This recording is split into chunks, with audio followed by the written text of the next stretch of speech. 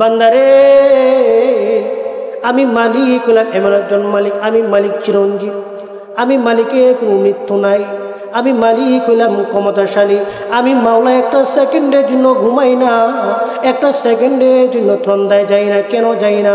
আর আমার কোনো গোলাম যদি, মরণ বাড়ির কোনো মানুষ যদি গভীর রজনীতে বিপদের মধ্যে পড়ে আমি আল্লাহকে আল্লাহ বলে ডাক দেয়, আর ঘুমের কারণে আমি আল্লাহ যদি আমার বান্দার ডাকে জবাব দিতে না পারি, এটা তো আমি মালিকের বৈশিষ্ট্য হতে পারে না, এটা তো আমি মালিকের শান হতে পারে না। আমি মালিক 24টি ঘন্টায় জাগ্রত থাকি। কেন থাকে? আমার কোনো বান্দা যেন আমি মালিক আল্লাহকে ডাক দিয়ে নিরাশ না হয়। লা তাকনাতু মির রাহমাতিল্লাহ। আল্লাহ ডাক দিয়ে বলেন, গোলাম রে, তুই যত বেশি অন্যায় করস না কেন, যত বড় অন্যায় করস না কেন, আমি মালিকের রহমত থেকে নিরাশ হইস না রে বান্দা, আমি মালিকের রহমত থেকে নিরাশ হইস না। আমি মালিক একটা সেকেন্ডের জন্য ঘুমাই না। কেন ঘুমাই না? বান্দারি এই জন্যে আমি মালিক ঘুমাই না। জমিন থেকে বেশি নয়, ছোট্ট কণ্ঠে একবার আমি আল্লাহকে আল্লাহ বলে ডাক দিবে, যে কোনো সময় ডাক দিবে। আর সে আজিম থেকে আমি মাওলা তুমি গুনাহগার গোলামের ডাকে জবাব দিতে একটা মুহূর্ত আমি মালিক দেরি করব না। আল্লাহর পয়গম্বরের জামানার ঘটনা। খলিফাতুল মুসলিমিন ওমর রাদিয়াল্লাহু তাআলা আনহু একদিন আল্লাহর পয়গম্বরের দরবার থেকে রওনা হলেন। রাস্তার মধ্যে দেখেন একজন যুবক মানুষ চোখের পানি ছেড়ে হাউমাউ করে কান্না শুরু করে দিয়েছে। মুসলমান প্রিয় ভাই, শুধু যে চোখের পানি ছেড়ে কান্না করেছে তা নয়, জমিনের মধ্যে পরে গড়াগড়ি শুরু করে দিয়েছে। ওমর রাদিয়াল্লাহু তাআলা আনহু তিনি ডাক দিয়ে বলেন, ভাই রে, কেন তুমি এই চোখের পানি ছেড়ে কান্না শুরু করে দিয়েছ? বান্দা কোনো জবাব দেয় না। মুসলমান প্রিয় ভাই, বান্দা জমিনের মধ্যে পরে পরে গড়াগড়ি শুরু করে দিয়েছে। ওমরে ফারুক ডাক দিয়ে বলেন, ভাই রে, তুমি কোন অন্যায় করেছো, কোন অপরাধ করেছো? কেন তুমি জমিনের মধ্যে পরে গড়াগড়ি শুরু করে দিয়েছ? বলো না, তুমি কেন কান্নাকাটি করতেছ? যুবক কোনো কিছু বলে না। ওমরে ফারুক রাদিয়াল্লাহু তাআলা আনহু পয়গম্বরের দরবারে চলে আসলেন। নবী করিম সাল্লাল্লাহু আলাইহি ওয়াসাল্লামের দরবারে আসার পর আল্লাহর পয়গম্বর তিনি দেখেন ওমরে ফারুক রাদিয়াল্লাহু তাআলা আনহুর চক্ষু থেকে ঝরঝর করে পানি বের হচ্ছে। আল্লাহর পয়গম্বর ডাক দিয়ে বলেন, ওমর, তুমি চোখের পানি ছেড়ে কেন কান্না করো? তুমি কোন সমস্যায় পড়েছো, এই জন্য কি তুমি কান্নাকাটি করতেছো? ওমর ডাক দিয়ে বলে, না গো নবীজি, আমি কোনো সমস্যার সম্মুখীন হই না। আল্লাহর পয়গম্বর বলেন, সমস্যার সম্মুখীন যদি হয়ে না থাকো তাহলে কেন তুমি চোখের পানি ছেড়ে কান্না করতেছো? ওমরে ফারুক ডাক দিয়ে বলেন, ওগো নবীজি, আমি যখন আপনার দরবারে আসবো দেখি একজন গোলাম রাস্তার পাশে চোখের পানি ছেড়ে কান্না শুরু করে দিয়েছে। শুধু যে কান্না করে তা নয়, জমিনের মধ্যে পরে ঘোরাঘুরি শুরু করে দিয়েছে। আল্লাহর পয়গম্বর ডাক দিয়ে বলেন, তিনি কেন কান্না করতেছেন তাকে কি জিজ্ঞাসা করেছো? ওমরে ফারুক তিনি বলেন, হ্যাঁ জিজ্ঞেস করেছি। কি জবাব দিয়েছে? ওমরে ফারুক তিনি বলেন, কোনো বলে নাই, কোনো কথা বলে নাই, কোনো উত্তর দেয় নাই। আল্লাহর পয়গম্বর ডাক দিয়ে বলেন, তাহলে তাকে আমার দরবারে নিয়ে আসো। মুসলমান ভাই, পর্দার অন্তরের মা বোনেরা গভীর মনোযোগ দিয়ে শুনে। ওমরে ফারুক তিনি যখন যুবকটাকে পয়গম্বরের দরবারে যখন নিয়ে আসলেন, আল্লাহর পয়গম্বর ডাক দিয়ে বলেন, ভাই রে, কেন তুমি এইভাবে চোখের পানি ছেড়ে কান্না করতেছ? যুবক কোনো কথা বলে না। আল্লাহর পয়গম্বরকে লক্ষ্য করে ডাক দিয়ে বলে, নবীজি, আমি এত বড় অন্যায় করেছি, এত বড় অপরাধ করেছি, এত বড় গুনাহ করেছি, আমার মাওলা তিনি কি আমার গুনাহ মাফ করবেন? আল্লাহর পয়গম্বর ডাক দিয়ে বলেন, তুমি কোন গুনাহ করেছো, কেমন অন্যায় করেছো, একটু আমার কাছে বলো। যুবক কোনো কিছু বলে না, চোখের পানি ছেড়ে শুধু কান্নাই করে কান্নাই করে। নবী আমার ডাক দিয়ে বলেন, ভাই রে, বলো না, তুমি কেন চোখের পানি ছেড়ে কান্না করতেছ? যুবক কোনো কথা বলে না। এক পর্যায়ে আল্লাহর পয়গম্বর জিজ্ঞেস করলেন, বাইরে তোমার গুনাহ কি আল্লাহর কুরসির চাইতে বড় কি?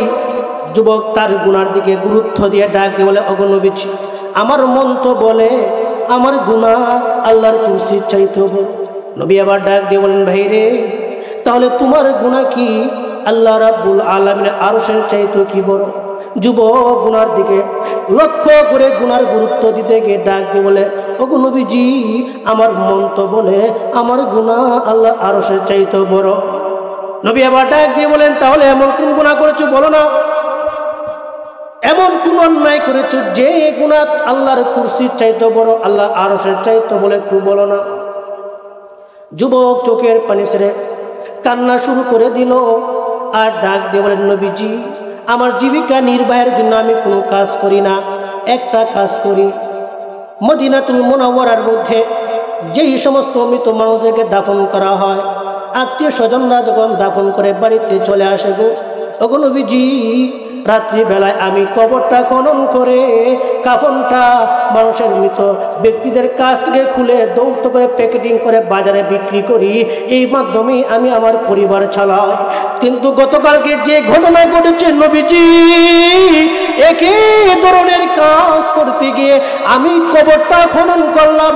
কবরটা খনন করার পরে গিয়ে দিকে একজন সুন্দরী রূপসী একটা মেয়ের লাশ।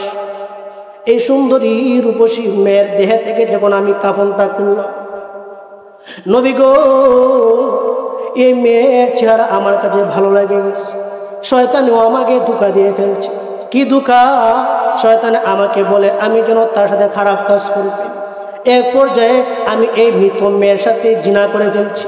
ওগো নবীজি, আমি যখন জিনা করে যখন কবর থেকে বের হয়ে আসবো, তখন এই মেয়ের কণ্ঠে কে যেন আমাকে লক্ষ্য করে ডাক দিয়ে বলে, যুবক রে, তুই কেমনে পারলে আমি মৃত মানুষের সাথে জিনা করতে? তুই কেমনে পারলে রে এই কবরে মৃত মানুষদের সামনে আমাকে উলঙ্গ করতে? তুই কিভাবে পারলে? তোর কি একটু ভয় নাই? আজকে তুই আমার সাথে জিনা করে হাসরের কঠিন ময়দানে আমাকে নাপাক অবস্থা দাঁড়াতে বাধ্য করলে, একটু কি তোর অন্তর কাঁপে নাই? একটু কি তোর অন্তরে ভয় তৈরি হয় নাই? তুই কেমনে রে তোর এই চেহারা নিয়ে আল্লাহর দরবারে দাঁড়াবে? তুই কেমনে রে আমার মালিকের সামনে কথা বলবে?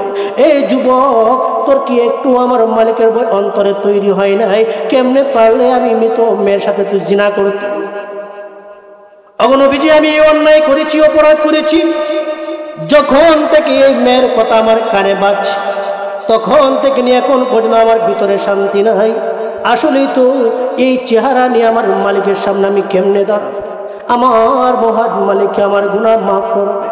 আল্লাহর পয়গম্বর কোনো কথা না বলে একটা কথাই বললেন, যুবক রে, তুমি যেই কাজটা করেছো সেটা ভালো কাজ করো নাই। যখন পয়গম্বর বললেন, যুবক তুমি যেই কাজ করেছো সেটা ভালো কাজ করো নাই, যুবক ভাবলো আর না জানি নবী পরবর্তীতে কি বলেন। যুবক আল্লাহর পয়গম্বরের দরবার থেকে বের হয়ে গেল। আল্লাহর পয়গম্বরের দরবার থেকে বের হয়ে যুবক রাস্তা দিয়ে হাঁটে আর চোখের পানি ছেড়ে আমার মহান মালিক আল্লাহর দরবারে কান্না করে। মুসলমান ভাই, এই যুবকটা এক পর্যায়ে পাহাড়ের উপর উঠলো। কোথায় উঠলো? পাহাড়ের উপরে উঠে আল্লাহকে লক্ষ্য করে ডাক দিয়ে বলে, মালিক, এত বড় গুনাহ করেছি, আপনার হাবিবের দরবারে গিয়েছিলাম, আপনার হাবিবে আমাকে সান্ত্বনা দেন।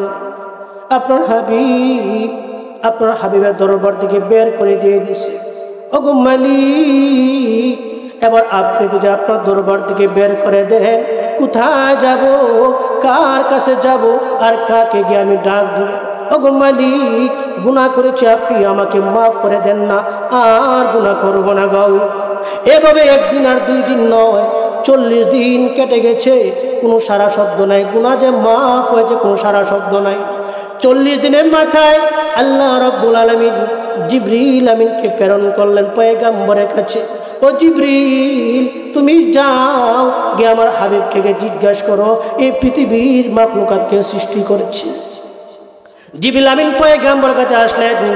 পয়গম্বরের কাছে আসার পরে পয়গম্বরকে লক্ষ্য করে জিবরিল আমিন ডাক দিয়ে বলেন, নবীজি, ওগো নবীজি, এই পৃথিবীকে সৃষ্টি করেছেন?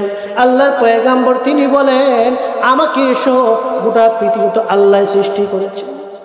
আল্লাহর পয়গাম্বর বলেন, আমাকে সহ গোটা পৃথিবী তো আল্লাহ রাব্বুল আলামিন সৃষ্টি করেছে। জিবরিল আমিন আবার ডাক দিয়ে বলে, ওগো নবীজি, আপনি বলেন না এই পৃথিবীর যে মাখলুকাত আছে এগুলোর লালন পালন কে করে, কে খাওয়ায়, কে পড়ায়? আল্লাহর পয়গাম্বর তিনি বলেন, আমাকে সহ যা কিছু আছে সব কিছু লালন পালন তো আমার মহান মালিক আল্লাহই করে। জিবরিল আমিন আবার ডাক দিয়ে বলে, ওগো নবীজি, আজ থেকে 40 দিন আগে একজন যুবক আসছিল আপনার দরবারে, গুনাহ করেছিল, অন্যায় করেছিল, আপনি কেন তাকে তাড়িয়ে দিয়ে দিলেন?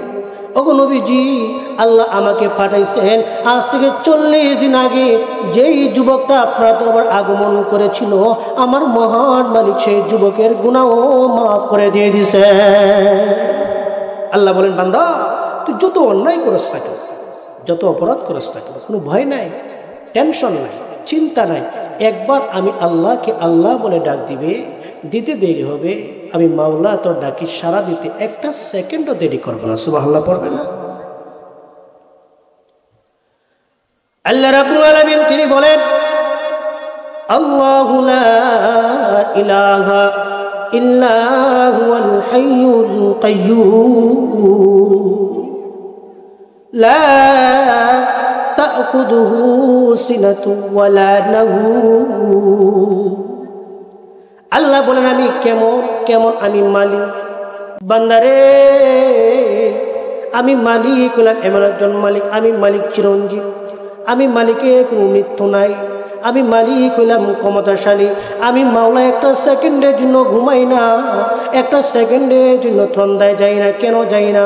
আর আমার কোনো গোলাম যদি, মরণ বাড়ির কোনো মানুষ যদি গভীর রজনীতে বিপদের মধ্যে পড়ে আমি আল্লাহকে আল্লাহ বলে ডাক দেয়, আর ঘুমের কারণে আমি আল্লাহ যদি আমার বান্দার ডাকে জবাব দিতে না পারি, এটা তো আমি মালিকের বৈশিষ্ট্য হতে পারে না, এটা তো আমি মালিকের শান হতে পারে না। আমি মালিক 24টি ঘন্টায় জাগ্রত থাকি। কেন থাকে? আমার কোনো বান্দা যেন আমি মালিক আল্লাহকে ডাক দিয়ে নিরাশ না হয়। লা তাকনাতু মির রাহমাতিল্লাহ। আল্লাহ ডাক দিয়ে বলেন, গোলাম রে, তুই যত বেশি অন্যায় করস না কেন, যত বড় অন্যায় করস না কেন, আমি মালিকের রহমত থেকে নিরাশ হইস না রে বান্দা, আমি মালিকের রহমত থেকে নিরাশ হইস না। আমি মালিক একটা সেকেন্ডের জন্য ঘুমাই না। কেন ঘুমাই না? বান্দারি এই জন্যে আমি মালিক ঘুমাই না। জমিন থেকে বেশি নয়, ছোট্ট কণ্ঠে একবার আমি আল্লাহকে আল্লাহ বলে ডাক দিবে, যে কোনো সময় ডাক দিবে, আর সে আজিম থেকে আমি মাওলা তুমি গুনাহগার গোলামের ডাকে জবাব দিতে একটা মুহূর্ত আমি মালিক দেরি করব না। কুল ইয়া ইবাদিয়াল্লাযীনা আসরাফু আলা আনফুসিহিম। আল্লাহ রাব্বুল আলামিন তিনি বলেন, পয়গম্বর উপর কোরআন কারীমের আয়াত নাযিল করেন, নবীকে জানিয়ে দিলেন। আল্লাহ রাব্বুল আলামিন তিনি বলেন, ওমা খালাকতুল জিন্না ওয়াল ইনসা ইল্লা লিয়াবুদুন। আল্লাহ রাব্বুল আলামিন তিনি বলেন, মানব জাতি এবং জিন জাতি দুই জাতিকে আমি আল্লাহ সৃষ্টি করেছি। কেন সৃষ্টি করেছি? কেবলমাত্র শুধুমাত্র আমি মালিক আল্লাহ রাব্বুল আলামিনের গোলামি করার জন্য। কিন্তু আমার কোনো গোলাম, আমার কোনো বান্দা, আমার কোনো বান্দি, আমি মালিক আল্লাহর ইবাদত করতে গিয়ে যদি ভুল করে ফেলে, গুনাহ করে ফেলে, হতাশার মধ্যে যদি বান্দা ডুব দিয়ে ফেলে, আরে আল্লাহ তো আমাকে সৃষ্টি করেছেন আল্লাহ রাব্বুল আলামিনের গোলামি করার জন্য, আল্লাহ রাব্বুল আলামিনের ইবাদত করার জন্য। কই আমি তো 5 ওয়াক্ত নামাজ ঠিকমতো আদায় করতে পারলাম। আল্লাহ বলেছেন, বান্দারে আমি আল্লাহ রোজা তোর উপর ফরজ করে দিয়েছি, কই আমি তো রোজা ঠিকমতো আদায় করতে পারলাম। আল্লাহ বলেন, বান্দারে আমি আল্লাহ তোর উপর হজ ফরজ করে দিয়েছি, এরে বান্দা যাকাত ফরজ করে দিয়েছি। বান্দা মনে মনে ভাবে, আহারে আল্লাহ নামাজ ফরজ করে দিয়ে দিয়েছেন, রোজা ফরজ করে দিয়ে দিয়েছেন, আমার উপর আমি সম্পদের অধিকারী হয়েছি, আল্লাহ হজ ফরজ করে দিয়েছেন, যাকাত ফরজ করে দিয়েছেন, কই এগুলো তো ঠিক মতো আদায় করতে পারলাম না। বান্দা ভাবে আমি তো গুনাহ করে ফেলছি, অন্যায় করে ফেলছি, আল্লাহ যেভাবে আমাকে চলতে বলছেন সেভাবে তো আমি চলি নাই, কি করব?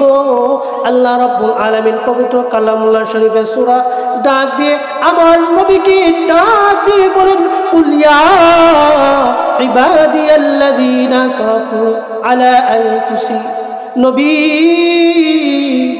আপনি জানিয়ে দেন আমার বান্দা বান্দীদেরকে, কোন বান্দা বান্দীদেরকে যারা গুনাহ করতে করতে এমন হয়ে গেছে, আরে শুধু ভাবে এত অন্যায় করলাম, এত অপরাধ করলাম, এত গুনাহ করলাম, এত নাফরমানি করলাম, আল্লাহ রাব্বুল আলামিন তিনি কি আমার গুনাহ মাফ করবেন, আমার অন্যায় আমার অবিচার কি মাফ করবেন?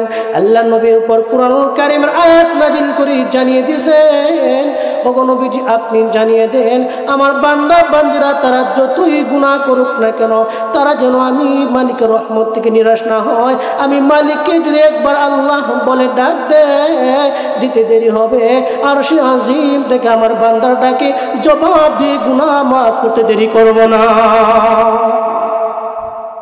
আল্লাহ বলেন, বান্দা আমার বান্দা যতই গুনাহ করবে, বান্দা যতই অন্যায় করবে, যতই অপরাধ করবে, যা কিছু করুক না কেন, যদি আমি আল্লাহকে একবার আল্লাহ বলে ডাক দিতে দেরি হবে, আমি আল্লাহ বান্দার গুনাহ মাফ করতে একটা সেকেন্ডও দেরি করব। সুবহানাল্লাহ পড়বেন না?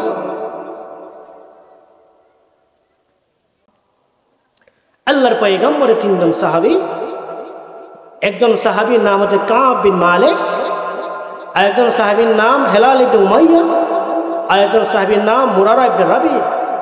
তাবুক যুদ্ধের সময়, আমাদের সমাজে বৈশাখ মাস হয় না, বৈশাখ মাস আমরা ধান কাটি, ঠিক কিনা?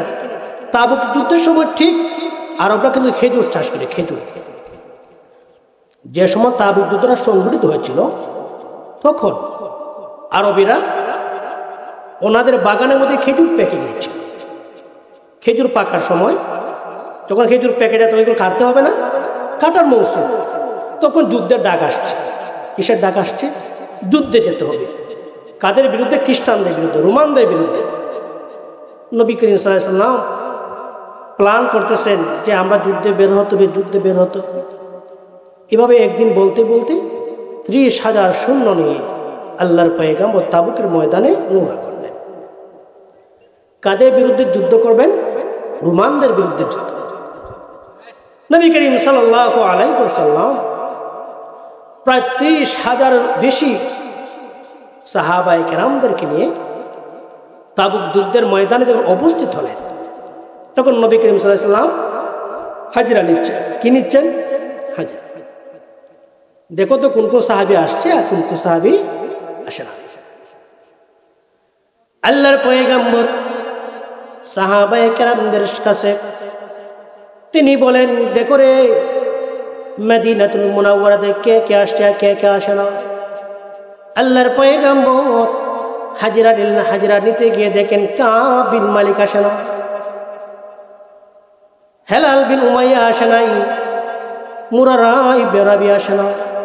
আল্লাহর পয়গম্বর ডাক দিয়ে বলেন, কি রে কাব বিন মালিক কেন আসে নাই, হেলাল বিন উমাইয়া কেন আসে নাই, মুরারা ইবনে রাবি কেন আসে নাই? এরা তো না আসার কথা না। তখন একজন সাহাবী দাঁড়িয়ে ডাক দিয়ে বলে, ওগো নবীজি আপনার কাব বিন মালিক হয়তো মুনাফিক হয়ে গেছে, যার জন্য আসে নাই। নবী বলেন, না, কাব বিন মালিকের ব্যাপারে এই কথা বলা যাবে না। কাব বিন মালিক আমার প্রিয় একজন সাহাবী, কাব বিন মালিক হয়তো কোনো কারণে আসে নাই। মুসলমান প্রিয় ভাইয়েরা আমার, 30,000 সৈন্যের চাইতে কিছু বেশি সৈন্য নিয়ে আল্লাহর পয়গম্বর তাবুকের ময়দানে গেলেন। আল্লাহ রাব্বুল আলামিন, লম্বা ঘটনা সংক্ষিপ্ত আকারে বলি, আল্লাহ রাব্বুল আলামিন যুদ্ধ ছাড়াই মুসলমানদেরকে বিজয় দান করেছেন। আল্লাহর পয়গম্বর যখন বিজয় অর্জন করে তাবুক ময়দান থেকে মদিনাতুল মুনাওয়ারার দিকে রওনা হলেন। মুসলমান প্রিয় ভাইয়েরা আমার, যে সমস্ত সাহাবীরা যুদ্ধের ময়দানে জানে তারা খবর পাইছে কি পায় নাই? কথা বলেন, পাইছে কি পায় নাই? আল্লাহর পয়গম্বর তিনি যখন তাবুকের ময়দান থেকে বিজয় অর্জন করে মদিনাতুল মুনাওয়ারার দিকে রওনা হলেন, কাব বিন মালিক খবর পাইল হেলাল বিন উমাইয়া খবর পাইল, মুরারা ইবনে রাবি খবর পাইল, আরে নবী তো যুদ্ধের ময়দান থেকে বিজয় অর্জন করে চলে আসতেছেন। আল্লাহর পয়গম্বর যখন জিজ্ঞাসা করবেন, কিরে কাব তুমি কেন যুদ্ধের ময়দানে যাও না, আমি কাব কেমনে চেহারাটাকে নবীর সামনে দেখাবো, আমি কেমনে গিয়ে কাব নবীর সামনে কথা বলবো। আল্লাহর পয়গম্বর মদিনাতুল মুনাওয়ারা যখন চলে আসলেন, কাব বিন মালিক আল্লাহর পয়গম্বরের কাছে গেছে, হেলাল বিন উমাইয়া আল্লাহর পয়গম্বরের কাছে গেছে, মুরারা ইবনে রাবি আল্লাহর পয়গম্বরের কাছে গেছে। আল্লাহর পয়গম্বর ডাক দিয়ে বলেন, কাব রে, আমি তো বিশ্বাসই করতে পাই না তুমি কেমনে তাবুকের ময়দানে যেতে পারলা না। কাব বিন মালিক ডাক দিয়ে বলেন, নবীজি ইচ্ছা করলে আমি এখন মিথ্যা কথা বলতে পারতাম, বা ইচ্ছা করলে আমি এখন মিথ্যা কথা বলতে পারি। মিথ্যা কথা বলে যদি আপনার দরবার থেকে আমি বের হয়ে যাই, বের হইতে দেরি হবে, ওহির মাধ্যমে আপনাকে আল্লাহ জানাইতে দেরি করবেন না। যদি আপনি ওহির মাধ্যমে জেনে যান আমি মিথ্যা বলতেছি, আপনি তো চিরজীবী, আপনি তো কখনো আমাকে আর ভালো পাবেন না। আল্লাহর পয়গম্বর ডাক দিয়ে বলেন, কাব কেন তুমি তাবুকের ময়দানে যাও নাই? কাব বিন মালিক চোখের পানি ছেড়ে কান্না শুরু করে দিয়ে দিলেন, আর ডাক দিয়ে বলেন, ওগো নবীজি ফল পাকার সময় হয়ে গেছে, ফল কাটার সময় হয়ে গেছে, যাব বলে আমি আর যেতে পারি নাই, মাফ করে দেন, আর কোনোদিন যুদ্ধের ময়দান থেকে আমি উপস্থিত থাকবো না। মুসলমান প্রিয় ভাইয়েরা আমার, আল্লাহর পয়গম্বর ডাক দিয়ে বলেন, কাব রে, তোমার বাহ্যিক কথা অনুসরণ করে আমি তোমাকে মাফ করে দিলাম, তবে তোমার ব্যাপারে আমি সিদ্ধান্ত দিতে পারবো না, তোমাদের ব্যাপারে মহান মালিক আসমান থেকে সিদ্ধান্ত দিবে। মুসলমান প্রিয় ভাইয়েরা, পর্দার আড়ালের মা বোনেরা গভীর মনোযোগ দিয়ে শুনে, যত বড় অন্যায় করেন না কেন, যত অপরাধ করেন না কেন, আল্লাহ রাব্বুল আলামিনের রহমত থেকে নিরাশ হওয়া যাবে না। কাব বিন মালিকের ব্যাপারে আল্লাহ রাব্বুল আলামিন আসমান থেকে ফয়সালা করলেন, নবীজি আমি আল্লাহ ফয়সালা করলাম তাদের ব্যাপারে, আজ থেকে নিয়ে পরবর্তী বিধান আসার আগ পর্যন্ত কাব বিন মালিক সহ এরা তিনজনের সাথে কোনো কথা বলা যাবে না, লেনদেন করা যাবে না, ক্রয় বিক্রয় করা যাবে না, কাব বিন মালিককে সালাম দেওয়া যাবে না, কাব বিন মালিক যদি সালাম দেয় তার সাথে তার সালামের উত্তর দেওয়া যাবে না, কাব বিন মালিকের সাথে কোনো কথা বলা যাবে না। কি মনে করেন, যদি বলা হয় যে মরবারিক সব মানুষ একত্রিত হয়েছে যে অমুকের সাথে কি করা যাবে না, কথা বলা যাবে না, ওকে সামাজিকভাবে আমরা কি করলাম, বয়কট করলাম, কি মনে করেন অবস্থাটা কেমন হবে? কাব বিন মালিক তিনি বলেন, যখন আল্লাহ রাব্বুল আলামিনের পক্ষ থেকে ফয়সালা আসলো, কি ফয়সালা, তারা তিনজনের সাথে কোনো কথা বলা যাবে না। কাব তিনি বলেন, আমি যখনই রাস্তায় বের হই, যাকে পাই তাকে যখন সালাম দেই, চেহারাটা ফিরাইয়ে নেয়, কেউ আমার সালামের জবাব দেয় না। আমি কাব চোখের পানি ছেড়ে কান্না শুরু করে দিয়ে দিলাম, আরে বিশাল পৃথিবী এখন আমার কাছে সংকীর্ণ হয়ে গেছে। কাব তিনি বলেন, আমি বড় আনন্দে গেলাম আমার চাচাতো ভাইয়ের বাগানে, কাতাদা রাদিয়াল্লাহু তাআলা আনহুর কাছে গেলাম। কাতাদার দেয়াল টপকে যখন আমি গিয়ে সালাম দিলাম, বন্ধু কেমন আছো, কি করো?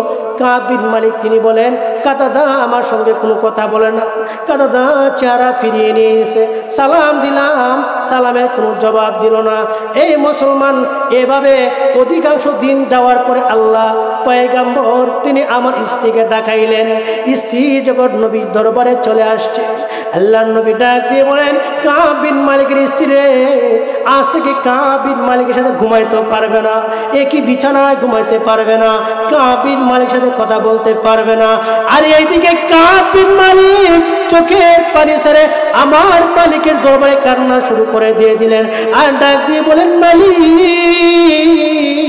আর অন্যায় করবো না, আর কোনোদিন অনুপস্থিত থাকবো না, আমার গুনাহগুলো মাফ করে দেন, আর কোনোদিন যুদ্ধের ময়দান থেকে অনুপস্থিত থাকবো না। মুসলমান প্রিয় ভাই, এভাবে কাঁদতে কাঁদতে কাব বিন মালিক রাদিয়াল্লাহু তাআলা চোখের নিচের অংশে ঘা হয়ে গেছে। এদিকে হেলাল বিন উমাইয়া 70 বছরের বৃদ্ধ মানুষ যুদ্ধের ময়দানে যান না এই অপরাধে। আল্লাহর পয়গম্বর জানিয়ে দিয়েছেন হেলাল বিন উমাইয়ার সাথে কথা বলা যাবে না। মুসলমান প্রিয় ভাই, এইভাবে একদিন আর 2 দিন নয়, 50 দিন পর্যন্ত আমার মহান মালিক আল্লাহর দরবারে কান্না করেছে। 50 দিন 50 রাত অতিক্রম হওয়ার পরের দিন আল্লাহ জিবরিল আমিনকে প্রেরণ করেছেন পয়গম্বরের কাছে। ওগো নবীজি, আপনি জানিয়ে দিবেন কাব বিন মালিক, হেলাল বিন উমাইয়া, মুরারা ইবনে রাবি, আমার এই 3 জন বান্দা এমন ভাবে কান্না করেছে, অন্যায়ের কারণে, অপরাধের কারণে, গুনাহের কারণে এমন ভাবে আমি মালিকের কাছে কান্না করেছে। ওগো নবীজি, তাদের গুনাহ না মাফ করে আমি পারি নাই। আমি আল্লাহ 50 দিনের মাথায় তাদের জীবনের সব গুনাহ মাফ করে দিলাম। আরে মুসলমান প্রিয় ভাই, অন্যায় অপরাধ যত বেশি হোক না কেন আল্লাহর কাছে মাফ চাইতে হবে। কথা বলেন ঠিক কিনা? মুসলমান প্রিয় ভাই, এখন এই সংক্ষিপ্ত আকারে এখনই শেষ করে দিচ্ছি। এবার শুনেন, আল্লাহ রাব্বুল আলামিন, আমরা জানলাম গুনাহ করলে আল্লাহর কাছে কি করব? মাফ চাইব। কথা বলেন ঠিক কিনা? গুনাহ করলে কি চাইব? কি চাইব? গুনাহ করলে আল্লাহর কাছে মাফ চাইব। কিন্তু মাফ চাইলে আল্লাহ কি পুরস্কার দিবেন জানার দরকার আছে কিনা? মুসলমান প্রিয় ভাই, আল্লাহর পয়গম্বর তিনি বলেন, একজন বান্দা যখন মালিকের দরবারে গুনাহ করে, মালিকের দরবারে যখন অন্যায় করে, আল্লাহ বলছেন বান্দার নামাজ পড়, বান্দা নামাজ পড়লো না। আল্লাহ বলছেন বান্দারে রোজা রাখ, বান্দা রোজা রাখলো না। আল্লাহ বলছেন বান্দারে সুদ খাইস না, বান্দা সুদ খাইলো। আল্লাহ বলেছেন বান্দারে ঘুষ খাইস না, বান্দা ঘুষ খাইলো।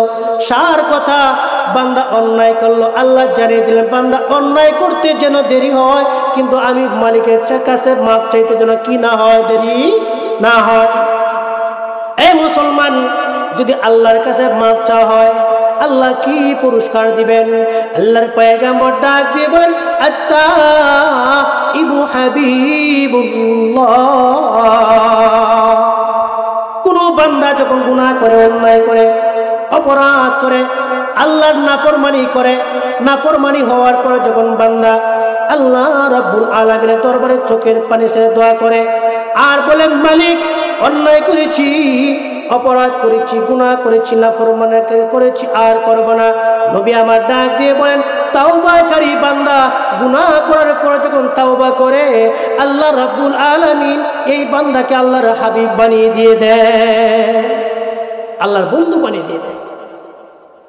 পয়গম্বর ডাক দিয়ে বলেন, 2 নম্বর পুরস্কার হচ্ছে, কোনো বান্দা যদি গুনাহ করে, অন্যায় করে, অপরাধ করে, আল্লাহর পয়গম্বর তিনি বলেন, আত্তাইবু মিনাজ যামবি কামান লা যামবালা।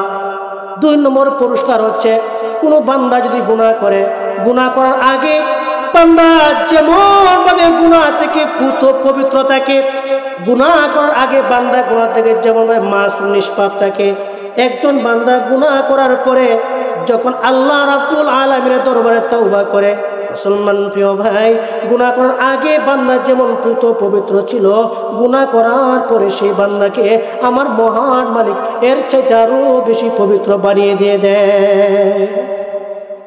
3 নম্বর পুরস্কার, আল্লাহ রাব্বুল আলামিন তিনি বলেন, ইন্নাল্লাযীনা ক্বালু রাব্বুনাল্লাহ সুম্মা ইসতাকামু তাতানাজ্জালু আলাইহিমুল মালায়েকা আল্লা তাখাফু ওয়া লা তাহজানু ওয়া আবশিরু বিল জান্নাতিল্লাতী কুনতুম তুআদুন।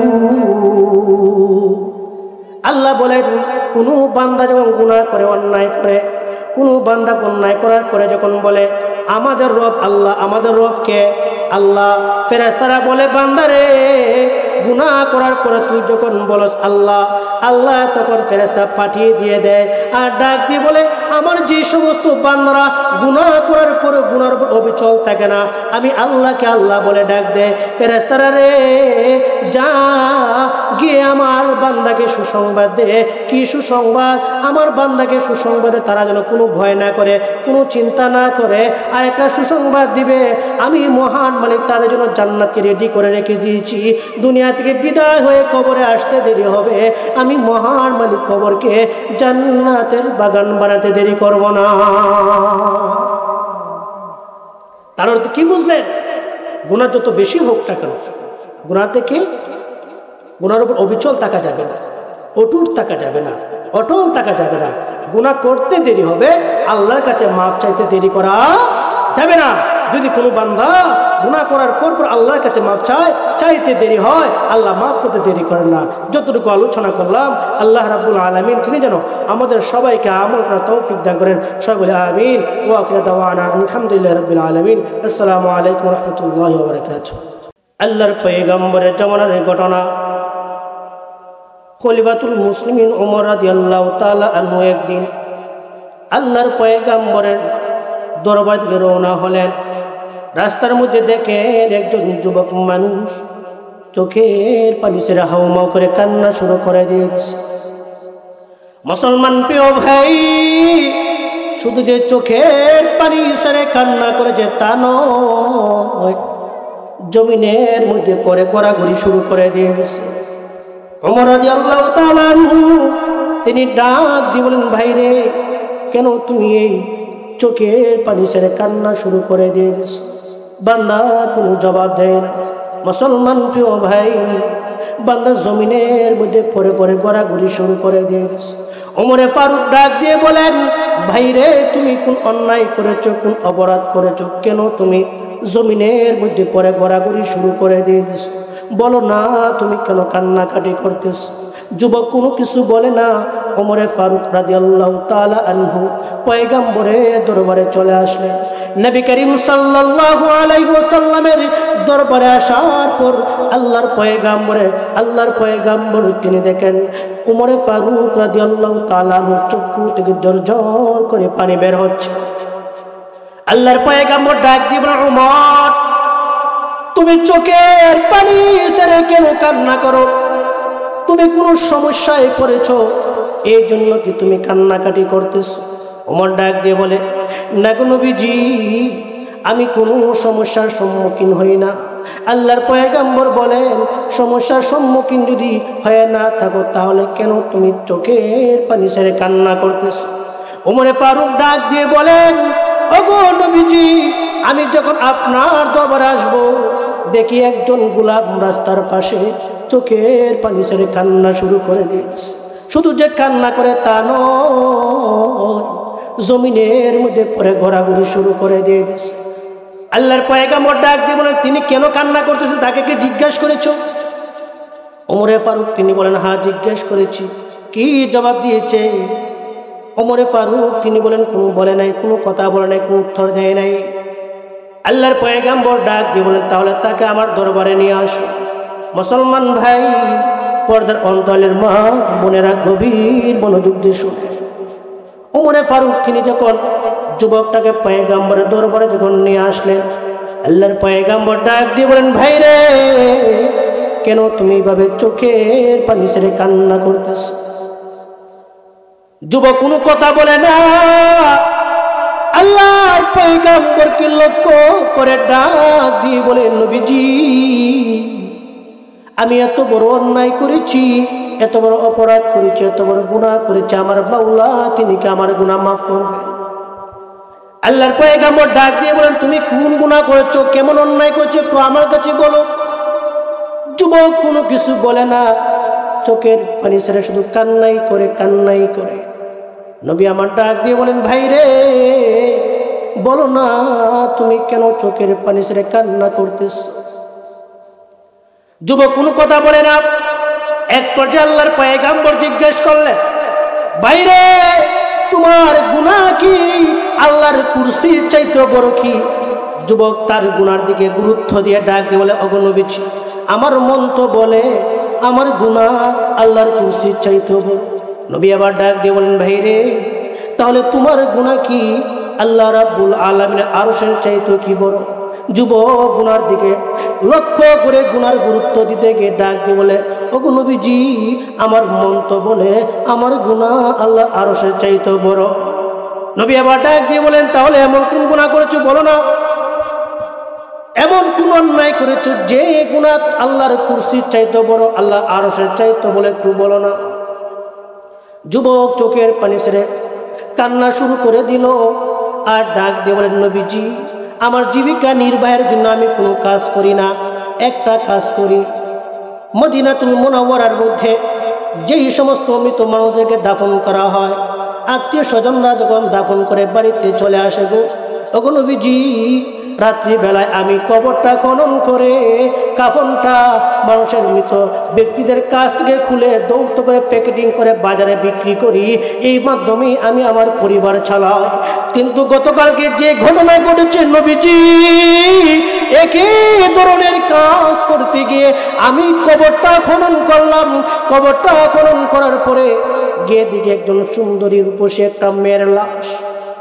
এই সুন্দরী রূপসী মেয়ের দেহে থেকে যখন আমি কাফনটা খুললাম, নবী গো এই মেয়ের চেহারা আমার কাছে ভালো লাগে গেছে। শয়তানও আমাকে ধোঁকা দিয়ে ফেলছে। কি ধোঁকা? শয়তানে আমাকে বলে আমি যেন তার সাথে খারাপ কাজ করি। এক পর্যায়ে আমি এই মৃত মেয়ের সাথে জিনা করে ফেলছি। ওগো নবীজি আমি যখন জিনা করে যখন কবর থেকে বের হয়ে আসবো, তখন এই মেয়ের কণ্ঠে কে যেন আমাকে লক্ষ্য করে ডাক দিয়ে বলে, যুবক রে তুই কেমনে পারলে আমি মৃত মানুষের সাথে জিনা করতে? তুই কেমনে পারলে রে এই কবরে মৃত মানুষদের সামনে আমাকে উলঙ্গ করতে? তুই কিভাবে পারলে? তোর কি একটু ভয় নাই? আজকে তুই আমার সাথে জিনা করে হাসরের কঠিন ময়দানে আমাকে নাপাক অবস্থা দাঁড়াতে বাধ্য করলে একটু কি তোর অন্তর কাঁপে নাই? একটু কি তোর অন্তরে ভয় তৈরি হয় নাই? তুই কেমনে রে তোর এই চেহারা নিয়ে আল্লাহর দরবারে দাঁড়াবে? তুই কেমনে রে আমার মালিকের সামনে কথা বলবে? এই যুবক তোর কি একটু আমার মালিকের ভয় অন্তরে তৈরি হয় নাই? কেমনে পারলে আমি মৃত মেয়ের সাথে তুই জিনা করতে? ওগো নবীজি আমি এই অন্যায় করেছি, অপরাধ করেছি। যখন থেকে এই মেয়ের কথা আমার কানে বাজছে তখন থেকে নিয়ে এখন পর্যন্ত আমার ভিতরে শান্তি নাই। আসলেই তো এই চেহারা নিয়ে আমার মালিকের সামনে আমি কেমনে দাঁড়াবো? আমার মহান মালিককে আমার গুনাহ মাফ করবে। আল্লাহর পয়গাম্বর কোনো কথা না বলে একটা কথাই বললেন, যুবক রে তুমি যেই কাজটা করেছো সেটা ভালো কাজ করো নাই। যখন পয়গাম্বর বললেন যুবক তুমি যেই কাজ করেছো সেটা ভালো কাজ করো নাই, যুবক ভাবলো না জানি নবী পরবর্তীতে কি বলেন। যুবক আল্লাহর পয়গাম্বরের দরবার থেকে বের হয়ে গেল। আল্লাহর পয়গাম্বরের দরবার থেকে বের হয়ে যুবক রাস্তা দিয়ে হাঁটে আর চোখের পানি ছেড়ে আমার মহান মালিক আল্লাহর দরবারে কান্না করে। মুসলমান ভাই এই যুবকটা এক পর্যায়ে পাহাড়ের উপর উঠলো। কোথায় উঠলো?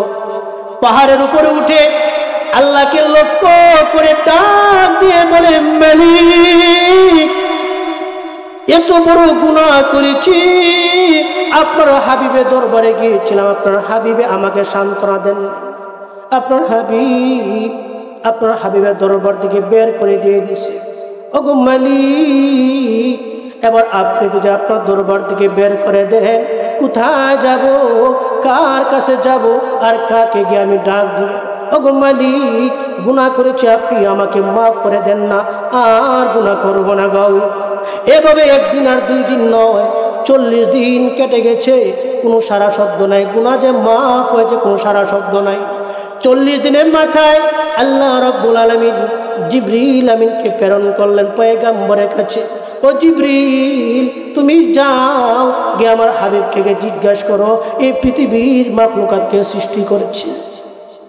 জিবরিল আমিন পয়গাম্বরের কাছে আসলেন।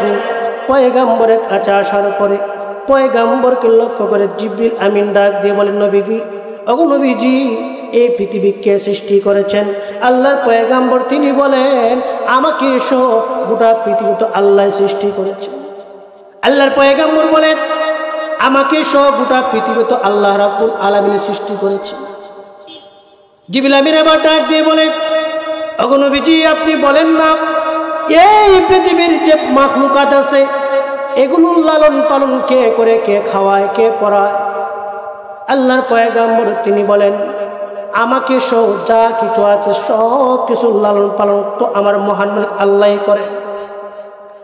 জিবরিল আমিন আবার ডাক দিয়ে বলে, ওগো নবীজি, আজ থেকে 40 দিন আগে একজন যুবক আসছিল আপনার দরবারে, গুনাহ করেছিল, অন্যায় করেছিল, আপনি কেন তাকে তাড়িয়ে দিয়ে দিলেন? ওগো নবীজি, আল্লাহ আমাকে পাঠাইছেন আজ থেকে 40 দিন আগে যেই যুবকটা আপনার দরবার আগমন করেছিল, আমার মহান মালিক সেই যুবকের গুনাহও মাফ করে দিয়ে দিছে। আল্লাহ বলেন, বান্দা তুই যত অন্যায় করিস না কেন, যত অপরাধ করিস না কেন, কোনো ভয় নাই, টেনশন নাই, চিন্তা নাই, একবার আমি আল্লাহকে আল্লাহ বলে ডাক দিবে, দিতে দেরি হবে, আমি মাওলা তোর ডাকি সারা দিতে একটা সেকেন্ডও দেরি করবো না। সুবহানাল্লাহ পড়বে না? আল্লাহ রাব্বুল আলামিন তিনি বলেন, আল্লাহু লা ইলাহা ইল্লা হুয়াল হাইয়ুল কাইয়্যুম লা তা'খুযুহু সিনাতুন ওয়ালা নাওম। আল্লাহ বলেন, আমি কেমন কেমন আমি মালিক, বান্দারে আমি মালিক হলাম, এমন একজন মালিক, আমি মালিক চিরঞ্জীব, আমি মালিকের কোনো মৃত্যু নাই, আমি মালিক হইলাম ক্ষমতাশালী, আমি মাওলা একটা সেকেন্ডের জন্য ঘুমাই না, একটা সেকেন্ডের জন্য ত্রন্দায় যাই না। কেন যাই না? আর আমার কোনো গোলাম যদি, মরণ বাড়ির কোনো মানুষ যদি গভীর রজনীতে বিপদের মধ্যে পড়ে আমি আল্লাহকে আল্লাহ বলে ডাক দেয়, আর ঘুমের কারণে আমি আল্লাহ যদি আমার বান্দার ডাকে জবাব দিতে না পারি, এটা তো আমি মালিকের বৈশিষ্ট্য হতে পারে না, এটা তো আমি মালিকের শান হতে পারে না। আমি মালিক 24টি ঘন্টায় জাগ্রত থাকি, কেন থাকে আমার কোনো বান্দা যেন আমি মালিক আল্লাহকে ডাক দিয়ে নিরাশ না হয়। লা তাকনাতু মির রাহমাতিল্লাহ। আল্লাহ ডাক দিয়ে বলেন, গোলাম রে, তুই যত বেশি অন্যায় করস না কেন, যত বড় অন্যায় করস না কেন, আমি মালিকের রহমত থেকে নিরাশ হইস না রে বান্দা, আমি মালিকের রহমত থেকে নিরাশ হইস না। আমি মালিক একটা সেকেন্ডের জন্য ঘুমাই না। কেন ঘুমাই না? বান্দারি এই জন্যে আমি মালিক ঘুমাই না। জমিন থেকে বেশি নয়, ছোট্ট কণ্ঠে একবার আমি আল্লাহকে আল্লাহ বলে ডাক দিবে, যে কোনো সময় ডাক দিবে, আর সে আজিম থেকে আমি মাওলা তুমি গুনাহগার গোলামের ডাকে জবাব দিতে একটা মুহূর্ত আমি মালিক দেরি করব না।